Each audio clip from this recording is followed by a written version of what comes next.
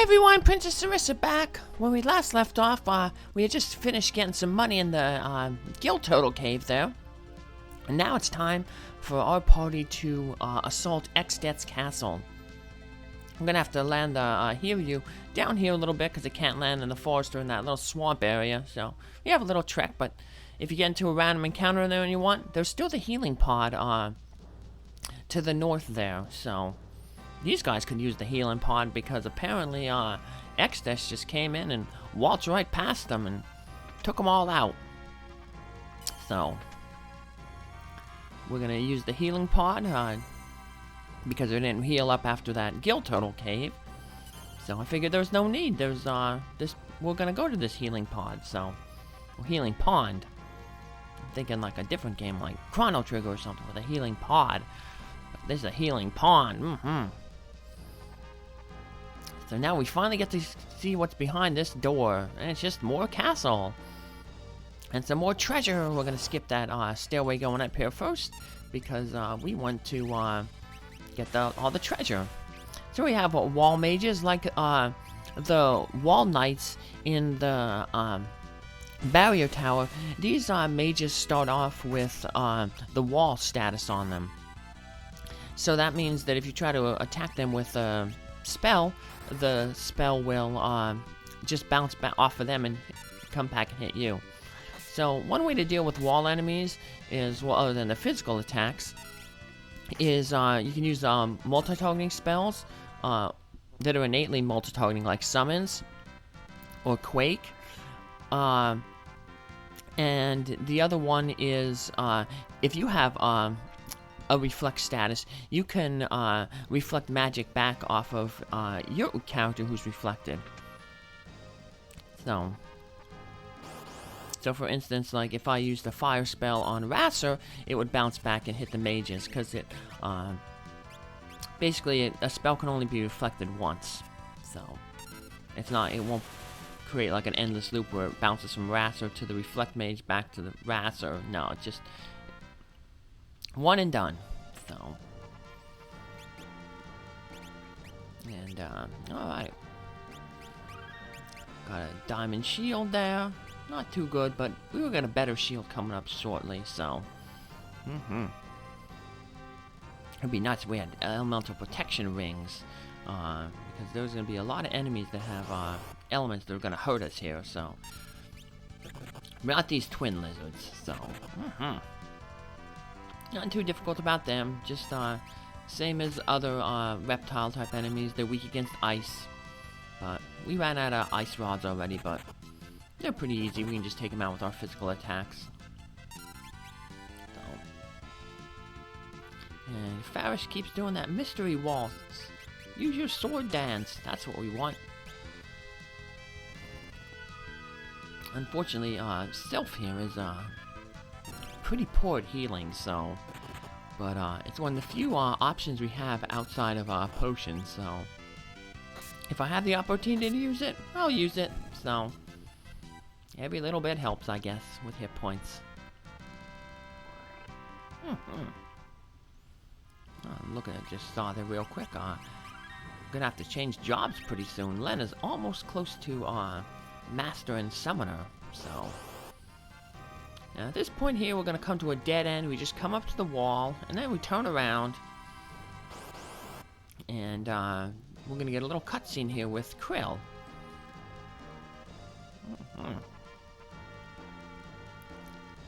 And she senses something, so she's definitely very magically attuned. So, but she senses that you know, there's something not right about what's going on here, so. And I think you all probably could figure it out, too, because, remember every time that we saw Exdeath, like, for instance, when he, attacked, Sage Guido's, island and summoned that earthquake that made it, sink into the ocean? Yeah, his castle, whatever he was in, it definitely looked different. It looked kind of creepy, organic. So, that's your little clue. But, Lord Kelgar here, basically Krile's like, I need, like, help. She calls out to her grandfather. And then, Galuf comes to Lord Kelgar and says, hey, it's time to, for us to, help out the new generation, so.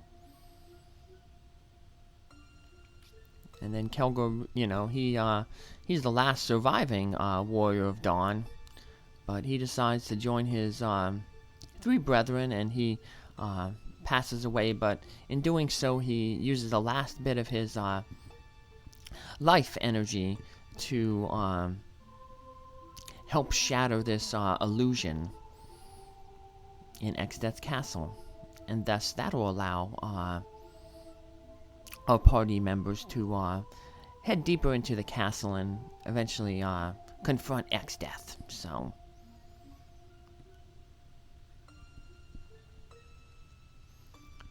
Kelgar and his subjects, they link hands, and they use their magical powers, and they're going to show us the way forward. And they're also going to turn the castle into that creepy little version that we saw Exdeath was hanging out in. So, ugh. Yeah, it's kind of it got this like organic feel to it. For some reason, I'm thinking of Final Fantasy Legend 2, where you're inside Key's body. So that was a neat little dungeon. This dungeon, not so neat. It's kind of gross. And it's really annoying because in some of the later floors, there's a lot of damage tiles. And unlike the damage tiles in Final Fantasy 1 and 2, that only did 1 damage per step, these ones do 50 damage per step. And they you can still run into random encounters on these damage steps, so yeah, you don't want to walk in them, but unfortunately a lot of times we're all going to be forced to walk in them, and we have no way to avoid it. The only 2 ways to avoid it are with the Time Mage's float spell, or the Geomancer's innate ability to avoid damaging terrain. So yep, it's like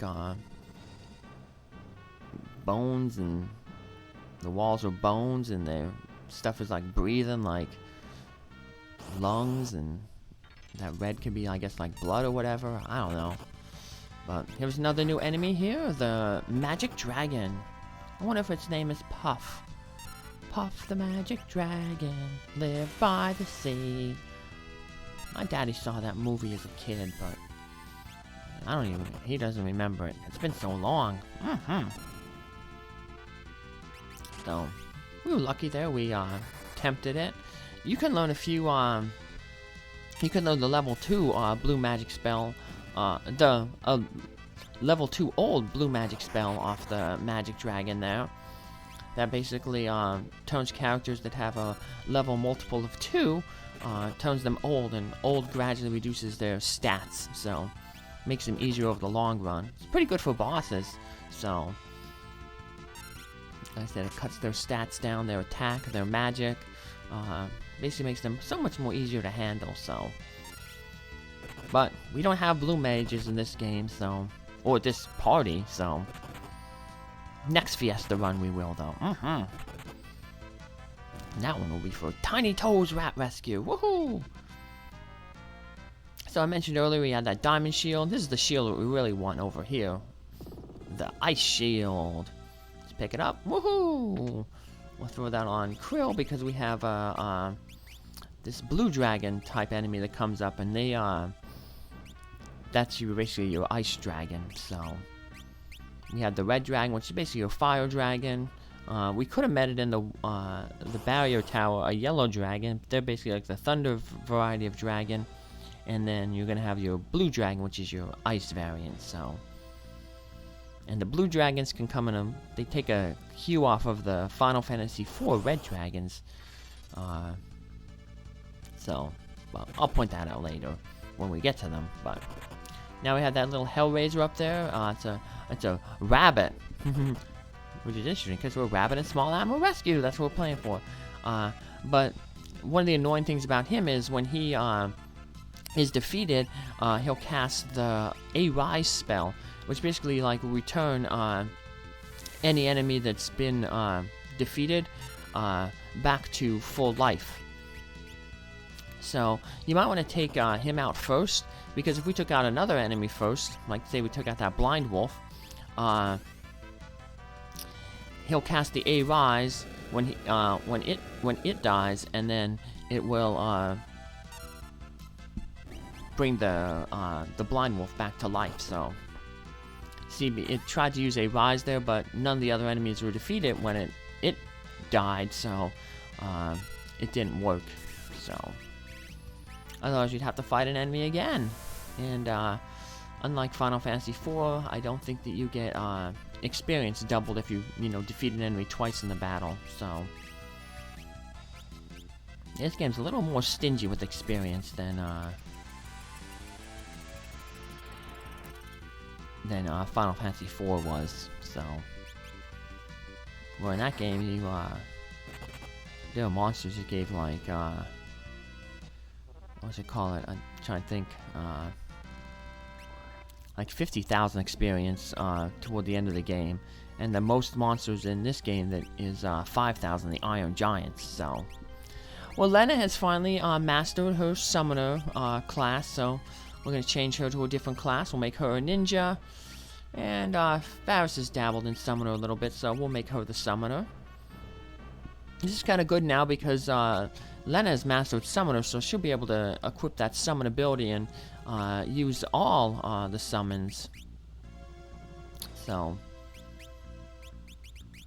and the final ability that Lenna got for mastering summoner was an ability called Call, and it's kind of a gamble ability.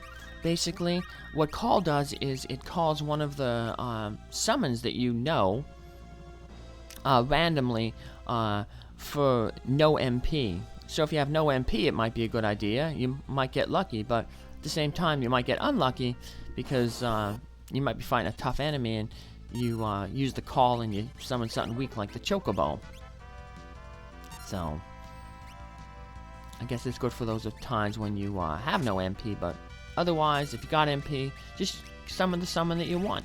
So, we got another new enemy here, the Dark Wizard. So, I have a few interesting steals there. Some good staffs, but we can't really use any staffs, no one in our party. Summoner uses rods, so we can't steal that poison rod. So, but that's okay. In fact, rods ain't gonna be, well, eventually we're gonna get a rod that boosts all summon magic, but the main, the newest summon that we want to get eventually later, we're actually not gonna use a rod to boost its ability. So we're gonna use that air knife. Yeah, we're gonna get a wind summon eventually, and it's obviously gonna be the strongest one because it'll be the latest, newest one, and it is boosted by the air knife, because the air knife boosts wind elemental damage. So there's the Hayate bow, can't use it, but we can use this new enemy, the Bando Curl, and it's weak to fire, so just like those blind wolves are. So one fire score, boom, taken out. Although this is like, I guess it's lava, I don't know what it is, but it hurts really bad. Like I said, 50 hit points per step in it. So if it is lava, why are there dogs that are weak to fire in lava? I don't know, but I mean, it could be blood, but blood wouldn't hurt to step in it. It'd be gross and yucky, but I don't know.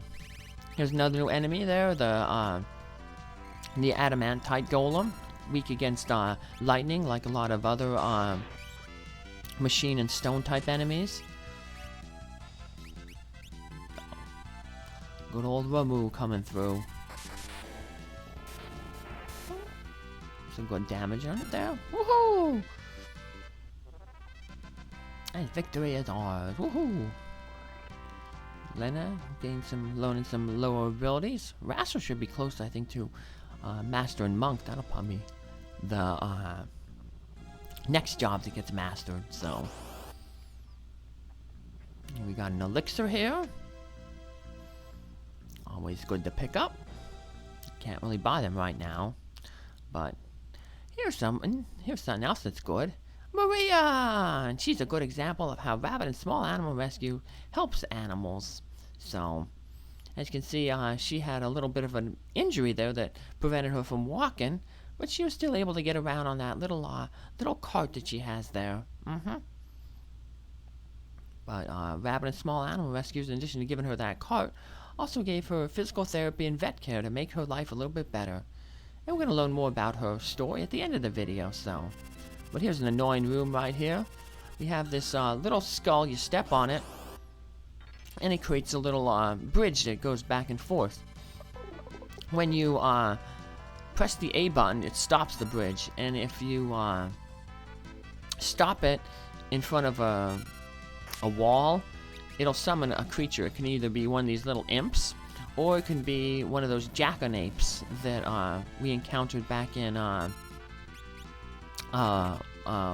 Waris, down in that castle. But still can deal with them by throwing the shurikens, those jackanapes. But also, at this point, we have enough weapons and power that we can actually penetrate the jackanapes' defense. So, like I said, I have terrible timing, so I'm trying to time it so that I can get all those treasure chests. Woohoo! Unfortunately, even though I get all the treasure chests, I'm only getting it for the 100% completion, because none of these chests are stuff we can use. We get a samurai sword there, the Kotetsu, and then on the other side we're going to get a knight sword, the Ice Brand. So, but neither of them, like I said, neither of them we can use, so we'll just end up selling them for money, so. And it looks like Krile actually mastered her Dragoon first, so. Woohoo! We get through here, and now we're gonna get into the terrible part of the dungeon. Yeah, I know, it's, we'll actually get into the worse part than what we've been through. At around this point, we're about halfway up the castle, and now we're gonna start running into basically dragon floors. A lot of the enemies now we're gonna meet are gonna be the color dragons, the red dragons, the yellow dragons, and the blue dragons. And as if they weren't tough enough, many of these floors are going to be filled with those damage tiles. So it's going to be very important that we try to keep our hit points maxed out. Because if we end up in one of those battles with a dragon with low hit points, they all have multi-targets that'll pretty much wipe us out if we're not prepared. So the red dragon uses that atomic ray, the yellow dragon here uses a thunder spell, and the blue dragon uses the frost spell and an ice storm spell. So, but luckily, unlike in the barrier tower, sometimes you'll encounter these yellow dragons just as a solo enemy. So they can appear in groups of 2 though, but. In the barrier tower, if you ran into them in the monster in the box, the treasure box, they'd be in a group of 2. So, and the only thing worse than 2 dragons is 3 dragons. But we're not gonna run into a battle with 3 dragons. No, that would just be silly.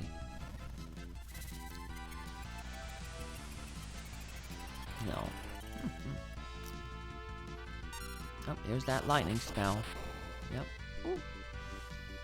And we unfortunately, diamond equipment can lower some of the damage that lightning does.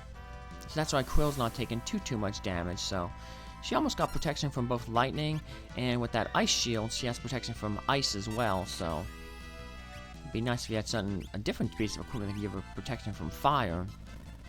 But she don't, and most of our other characters have no protection either, so.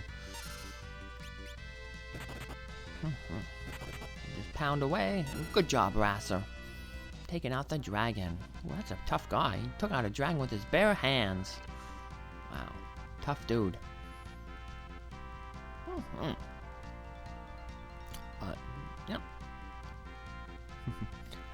take a little break here because my brother Spartacus was getting into some stuff, and Daddy had to stop real quick to make sure he was okay. Alright, so let's get this other treasure chest, and then we're gonna head on up. Ooh, a bunch of money. But we have nothing to spend it on, because we pretty much maxed out our scrolls before we came here, so when we turned in that frog, so alrighty. This is where we get to that annoying floor there. You see it's all filled with lava.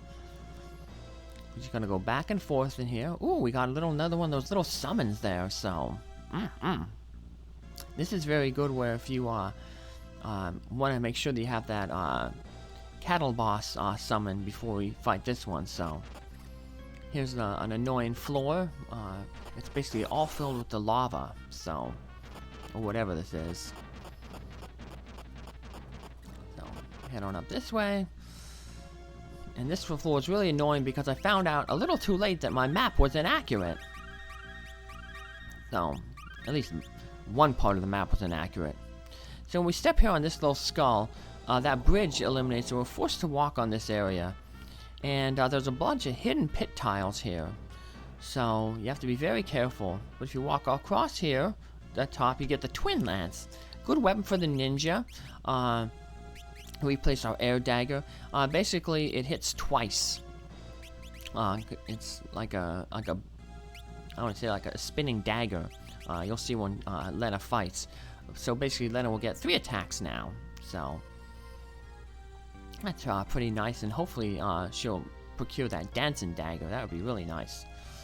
But yeah, just stay on the edge here and step on this top skull, and that'll warp us to this summon.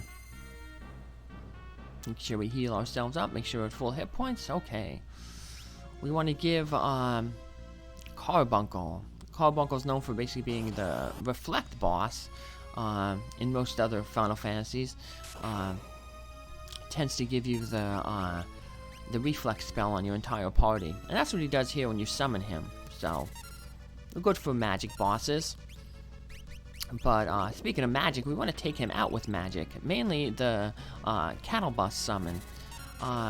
If we use that summon, if it hits, it'll basically just one-shot Carbuncle by turning him into stone. So it's good that we have 2 characters using that summon, because it basically doubles our chance of having it land.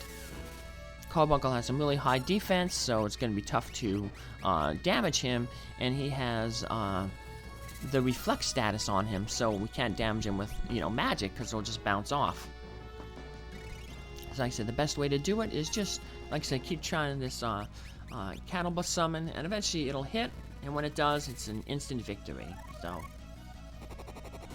turns him to stone, and we win! Yay! And that will be, I believe, that'll be our first level 4 summon. So alrighty. There's 5 levels of summon. That's why Lenna maxed out after she got level 5 summon, and she got the call. So we take that warp back, and now we gotta go up this way again. And now when we reach the top, that took us to where the Carbuncle summon was. Now we have to hit the skull on the bottom to make the bridge appear to that staircase over there. But this is where my map was messed up, so. Ooh, yep.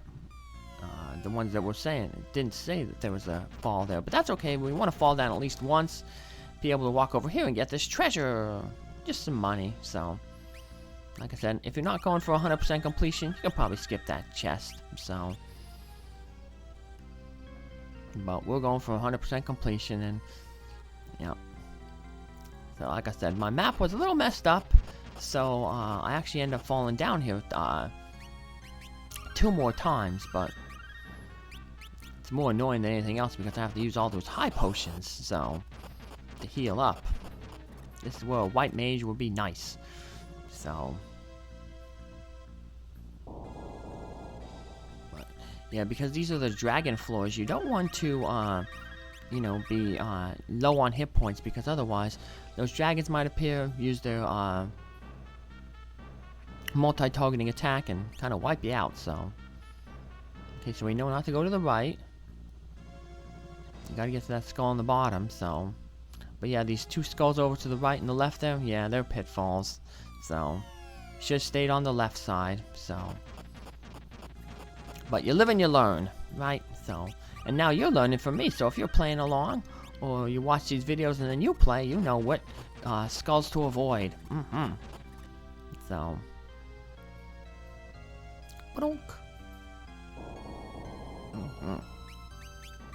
there's also another rare enemy that I'm gonna have to come back here and fight then eventually on this floor. But I was hoping I'd run into him while I was on this floor. So, yeah, boink, down into the lava again. So, oof. Yeah, the Geomancer would have been a nice class to have here, because they, in addition to not taking damage from damage tiles like this, they also have an ability to avoid pit tiles. So, now here's where I was saying, you know, like, what's worse than 2 dragons? 3 dragons.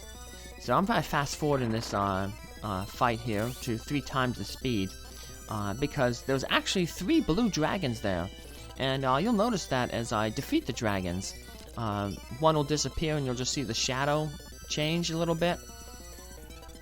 But yeah, there's 3 of them in there, so they're dealing damage 3 times as fast. So eventually they're moving so fast and damaging so fast that I figure the best way to do it is I end up just finishing this battle with just Krile, because she's pretty much invincible in this battle.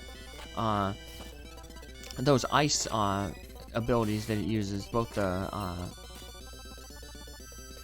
the Ice Storm and the Ice Blaze spell, are just going to heal her up. So, and she's in the back row, so she's not taking a lot of damage from the physical attacks.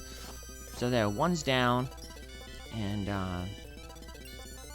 you know, there'll be 2 more. So, like I said, it's similar to the Red Dragon fight in Final Fantasy IV. I guess they can't fit, you know, 3 dragons on the screen at the same time, so they just, in order to make it 3 dragons, they just have them like their sprites overlap. So we'll just jump to our little heart's content. And you can tell when you defeat one because the shadow kind of blinks out. So occasionally I'll have to use some healing though, because see the shadow change there. So I used an elixir here, and then the next attack was an ice stone that would have healed me up almost all the way. 2 in a row. So better to play defensively than risk it not using that ice attack and using a physical or 2 and Krile not avoiding it. So almost done. Krile's gonna get a lot of experience out of this. The experience is split, you know, amongst the amount of living party members. So, because she's the only one who's not knocked out at the end of this battle, she's gonna get all the experience rather than having it split, you know, 4 ways if everybody was still around. So, whew. Finally, we got rid of that dragon, and we're finally gonna get rid of this room. We're gonna stick close to the left edge, and that'll take us down to the skull. There we go. We touch it. And you want to make sure you just walk left across here, because if you touch the skull again, like I do here, yeah, you're gonna have to backtrack. So, oops, made another boo-boo. This should have been called the Room of Boo-Boos, because I made a bunch of mistakes in it, but that's okay. We're moving on, and we finally get another save point. So we're not gonna heal ourselves up here real quick, because we have that one rare battle we have to fight, and there's a boss battle coming up, but we can avoid that boss battle. It's not a mandatory boss battle, so we're going to skip it right now. Instead, we're just going to come up here and loot some treasure. The final treasure in this castle. And they're both pretty good treasures, so. And both of them are going to be able to be used by this party, so. We got a Fuma Shuriken. It's much more powerful than regular Shuriken. And finally, we get a really good spear. You could have stole the spear back in the first world, but we didn't have a thief to steal it, so. But yeah, there's so many, not a lot of spears out there, so it's good that we finally got an upgrade, so. Too bad there ain't like elemental spears. That was one of the good things about Final Fantasy II. One of the reasons why spears were a pretty good weapon there were elemental spears, and in that game, basically having an elemental weakness gave you like plus 20 to your attack. And then there was also elemental spears in Final Fantasy IV. Now that treasure chest, if we touch it, or open it really, that'll get that optional boss battle. So, we're just going to avoid it for now. We'll come back and open it though, of course. But now's a good time for us to heal up.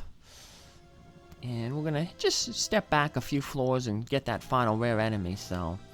Because we didn't run into him here, so we can farm him real quick. He appears on the 5th, 7th, and 9th floor. So. I'm going to go hunt him down. Boink. And here's the 10th floor.